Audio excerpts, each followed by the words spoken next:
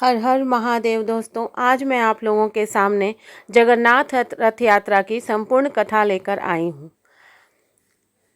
आज हम आपको भारत की सबसे भव्य और रहस्यमय यात्राओं में से एक भगवान जगन्नाथ की रथ यात्रा के बारे में बताएंगे। यह केवल एक यात्रा नहीं बल्कि करोड़ों भक्तों की आस्था, भक्ति और प्रेम का महापर्व है। हर वर्ष उड़ीसा के पुरी में भगवान जगन्नाथ, उनके बड़े भाई बलभद्र और बहन सुभद्रा विशाल रथों पर सवार होकर नगर भ्रमण के लिए निकलते हैं। लेकिन क्या आप जानते हैं कि भगवान जगन्नाथ मंदिर से बाहर क्यों आते हैं और इस यात्रा की शुरुआत कैसे हुई? आइए जानते हैं इसकी अद्भुत कथा। जगन्नाथ जी की उत्पत्ति की कथा। पौराणिक कथाओं के अनुसार द्वापर युग में जब भगवान श्री कृष्ण ने अपना अवतार कार्य पूरा किया, तब उनका दिव्य शरीर समुद्र में विलीन हो गया। कुछ समय बाद समुद्र तट पर एक दिव्य लकड़ी का टुकड़ा बाहर आया। उसी समय मालवा के राजा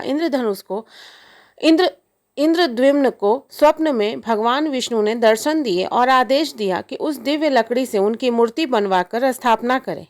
राजा ने मूर्ति निर्माण के लिए प्रार्थना की। तब भगवान विश्वकर्मा एक वृद्ध बढ़ई के रूप में आए और एक शर्त रखी कि वे बंद कमरे में मूर्ति बनाएंगे, लेकिन जब तक कार्य पूरा न हो जाए कोई दरवाजा नहीं खोलेगा। कई दिनों तक कमरे में से कोई आवाज नहीं आई। चिंतित होकर राजा और रानी ने दरवाजा खोल दिया। जैसे ही दरवाजा खुला, विश्वकर्मा जी अदृश्य हो गए। मूर्तियां जो थीं वो अधूरी थीं। उनके हाथ और पैर पूर्ण रूप से नहीं बने थे। लेकिन तभी आकाशवाणी हुई कि यही भगवान का दिव्य स्वरूप है। तभी से भगवान जगन्नाथ, बलभद्र और सुभद्रा की पूजा इसी स्वरूप में की जाती है। रथ यात्रा के पीछे कई मान्यताएं हैं। दोस्तों, रथ यात्रा क्यों निकाली जाती है? सबसे प्रसिद्ध कथा के अनुसार भगवान जगन्नाथ अपनी मौसी के घर गुड़िया मंदिर जाने के लिए रथ यात्रा करते हैं। गुड़िया मंदिर को भगवान की मौसी का घर माना जाता है। वर्ष में एक बार भगवान अपने भक्तों को दर्शन देने के लिए मंदिर से बाहर निकलते हैं और लगभग 3 किलोमीटर दूर स्थित गुड़िया मंदिर तक जाते हैं। यहाँ वे 7 दिनों तक विश्राम करते हैं। इसके बाद पुनः भव्य यात्रा के साथ श्री मंदिर लौटते हैं। मान्यता है कि भक्त रथ यात्रा के दौरान भगवान के दर्शन कर लेता है, उसे विशेष पुण्य की प्राप्ति होती है।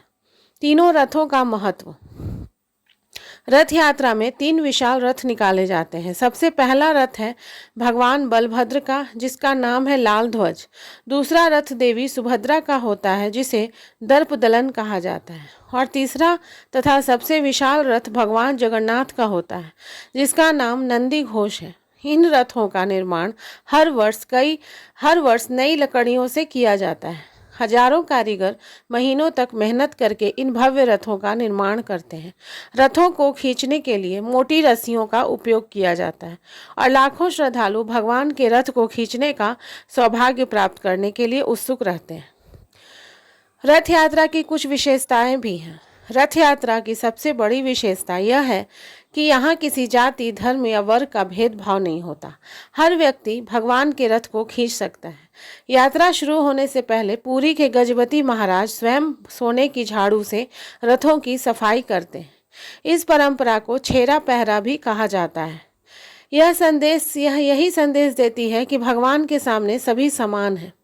रथ यात्रा के दौरान पूरी शहर भक्ति और उत्साह में डूब जाता है। देश विदेश से भी लाखों श्रद्धालु इस दिव्य आयोजन को देखने के लिए आते हैं। और अंत में मैं यही कहना चाहती हूँ दोस्तों कि जगन्नाथ रथ यात्रा केवल एक धार्मिक उत्सव नहीं बल्कि प्रेम, समानता, सेवा और भक्ति का प्रतीक है। यह हमें यही सिखाती है कि भगवान केवल मंदिरों में नहीं बल्कि अपने भक्तों के बीच भी रहते हैं। जब भगवान स्वयं अपने भक्तों के पास आते हैं, तब यह पर्व आस्था का सबसे सुंदर रूप बन जाता है।